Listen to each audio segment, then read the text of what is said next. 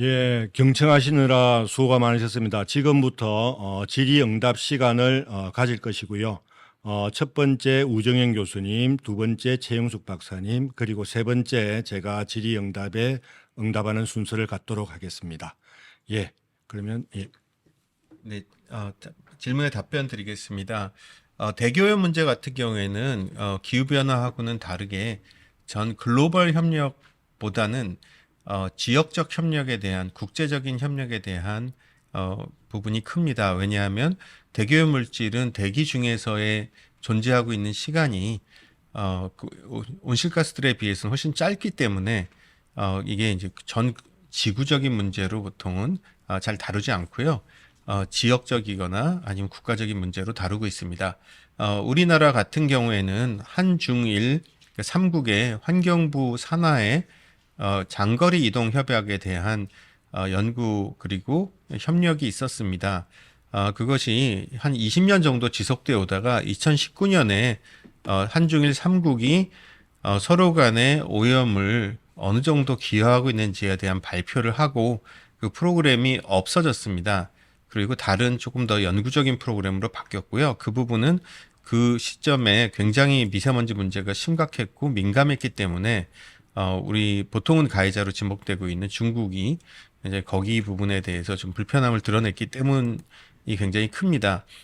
그래서 지금은 한국과 중국의 상호 협력, 양자 간 협력이죠. 그러니까 삼자 간 협력이 없어지고 양자 간 협력을 하고 있고요.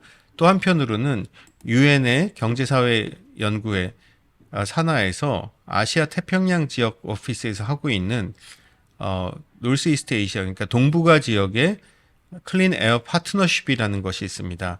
그래서 거기에 참여하고 있는 국가는 한국, 중국, 일본뿐만 아니라 북한과 러시아, 몽고가 참여하고 있고요.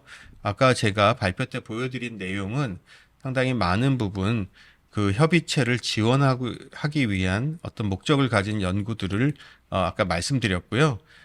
저는 이제 그 협의체에서 이제 우리나라의 대표위원 역할을 맡아서 조금 더 넓은 차원에서 우리나라로 들어오는 오염물 줄이고자 노력하고 있습니다. 네. 두 번째. 예. 네, 익명의 시청자께서 질문해 주셨습니다. 이건 지금 좋아요라는 게 하나 달려 있어서 네, 제가 선택을 했는데요. 환경 감염병을 막기 위해서는 어떠한 노력을 해야 하나요? 라고 질문을 주셨습니다. 사실 기후 변화로 인한 환경 감염병을 막는 건 인간의 노력으로선 사실 불가능합니다. 근데 우리가 IPCC 보고서에서 말하기를 인간이 노력을 해도 안 되는 포인트까지는 아직 안 왔다고 하거든요. 그래서 지구 온난화를 완화시키기 위해서 인간이 할 수 있는 노력을 하는 게 나중에 결론적으로 환경 감염병도 함께 막을 수 있는 거라는 생각이 들고요. 그러기 위해서는 우리가 뭐 엄청 거창한 거를 개개인이 할 수는 없으니 일단 가장 가까운 곳부터 있는 대중교통을 사용하고 그리고 쓰레기 분리수거를 철저히 하고 일회용품을 사용하지 않는 노력부터 시작을 하는 것이 좋지 않을까라는 생각이 듭니다. 이상입니다.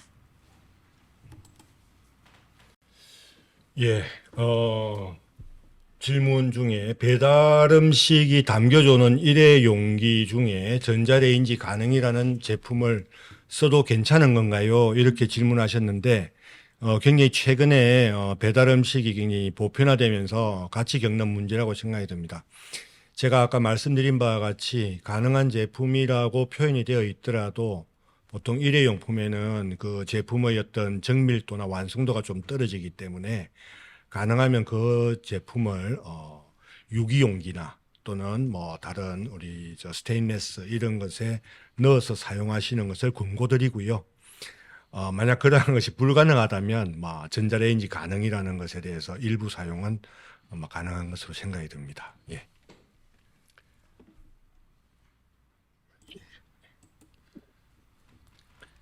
네, 길희선님이 질문하신 내용이고요. 고령화가 높아지는 지역의 오존 오염도 문제에 대해서 말씀해 주셨습니다.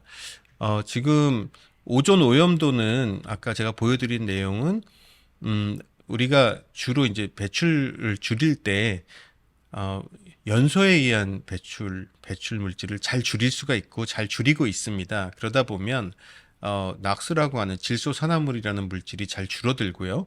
이것이 오존의 오염을 일으키는 되게 중요한 전구 물질이 됩니다. 그거와 더불어서 휘발성 유기화합 물질, 즉 VOC라는 물질이 또 같이 존재해야 되는데요. 이 물질의 비율이 한 1대8 정도가 되면 굉장히 효과적으로 오존을 생성한다고 알려져 있습니다. 근데 지금 저희가 이제 그 인간이 인위적인 활동으로 인해서 배출되는 것은 한 1대1 정도거든요.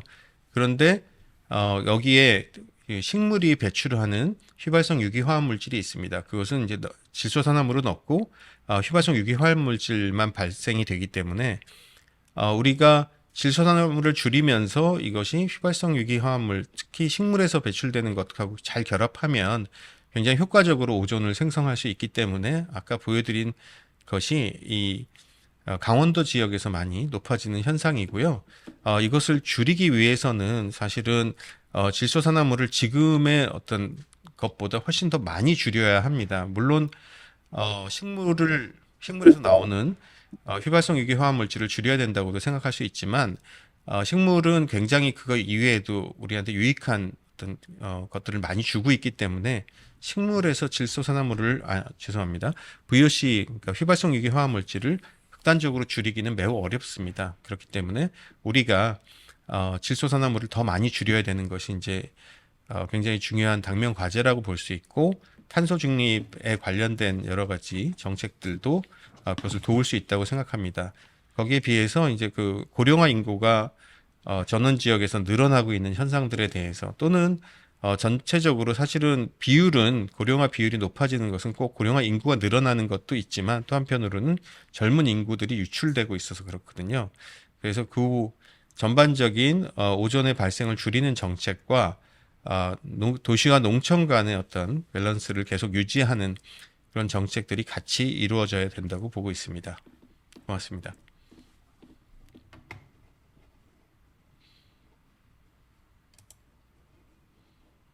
역시 익명의 청취자께서 주신 질문입니다. 우리나라 기후도 동남아와 비슷해지는 양상인데 이에 대한 감염병 통계도 지속적으로 확인을 해야 하나요? 라고 질문을 주셨습니다.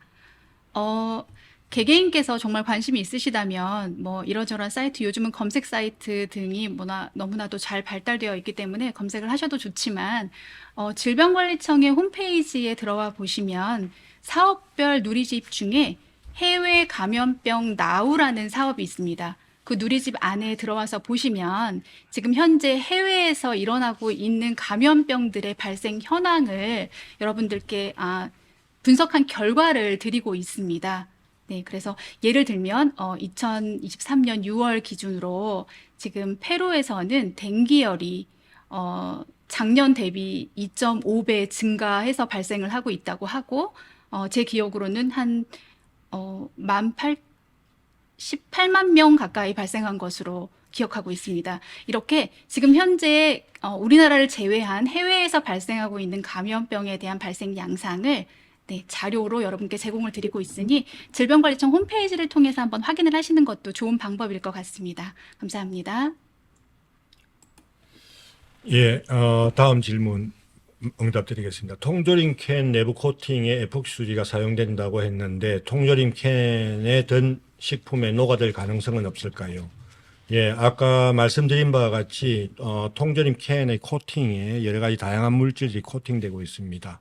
그래서 에폭시 수지라든지 그 다음에 필요에 따른 주석 뭐 이러한 것들도 다 같이 되어 있는데 이 접하고 있는 부위에서 사실은 노출될 가능성이 있고 특히 통조림 캔이 찌그러져 있거나 약간 마모가 돼 있을 경우에는 그게 훨씬 더 노출 가능성이 높고요. 뿐만 아니라 통조림 캔을 그 자체로 데우거나 그 다음에 가열시켜서 먹는 방법 이러한 것들은 굉장히 그 노출될 가능성을 높이기 때문에 그러한 것들은 피하시고 만약에 캔을 오픈했다면 다른 용기에 담아서 보관하시는 것을 권고드리고 싶습니다.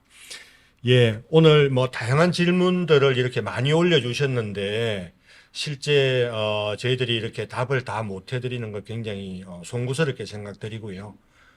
여기에서 이만 마무리하도록 하겠습니다. 끝까지 경청해 주셔서 대단히 감사합니다. 감사합니다.